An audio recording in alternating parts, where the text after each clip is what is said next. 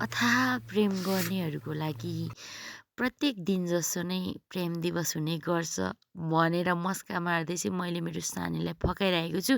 किनकि मैले यसपालिको भ्यालेन्टाइन विस गर्न बिर्सेछ। त्यही भएर फुलेर बस्नुभएको रहेछ। सो मैले फकाइरहेको छु। आज छुट्टीको दिन रहेको छ।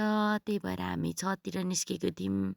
छतमा चाहिँ हामीले केही समय अगाडि थोरै सागसब्जीहरू लगाएको थियौँ। त्यसमध्येबाट चाहिँ लेटस चाहिँ एकदम राम्रो भएछ। यसलाई चाहिँ हामी उखेल्दैछौँ। अनि मेरो सानी रिसाउनु भएको कारणले गर्दाखेरि चाहिँ यो लेटससँग आज मैले नुडल्स अनि बुङ्ग्सको मासु चाहिँ टक्क ट्रिट दिन्छु भनेर बाचा गरिसकेपछि मात्रै उहाँ फकिनु भयो हो कि।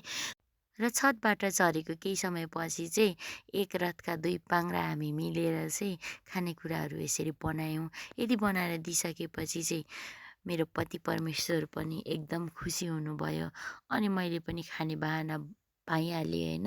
सो यति भइसकेपछि त के चाहियो र जिन्दगीमा होइन। हेर्नु त खुवाइ मेरो एकदम मरद छ होइन त च्वाप्प लाएर।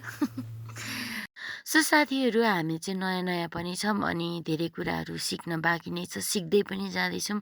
हाम्रो यो 0 लेभलको जर्नीलाई सबैजनाले साथ सपोर्ट अनि माया गरिदिनुहुन्छ भन्ने आशा राख्दै आजको लागि भिडियो यहीँ अन्त्य गर्न चाहन्छौँ। Okay bye bye, see you in the next video.